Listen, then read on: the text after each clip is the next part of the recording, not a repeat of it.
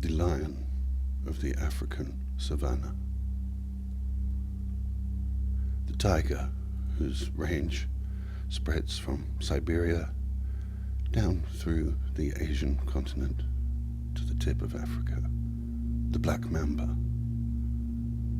The crocodile, indigenous to so many parts of the world. And the silver-backed gorilla, king of the primates, living now in the Rwandan jungle. All of these animals, and more, have one unique characteristic in common. They're twats. I mean, this one's orange on a white background.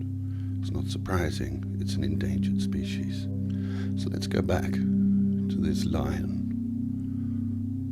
It's hunting. It's probably intelligent. You see, it's seen something close to its size.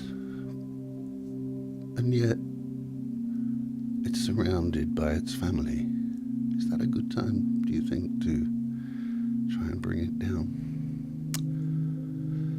No, I think we could predict that its mother was going to tread on the lion's head, couldn't we?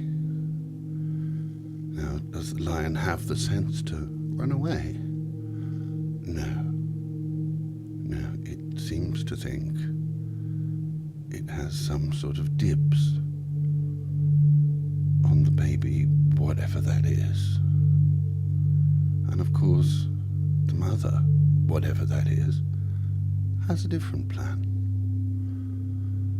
Oh, who could have seen that coming? Later that same day, we watched the same big cat try and bring down a zebra. Now, a zebra has no fangs, no claws. It's basically a big donkey, but I think even we know that biting its face isn't going to kill it. It's just going to upset the thing. I despair, really, I do. Now we see a donkey drowning a lion. How clever is that, really? King of beasts.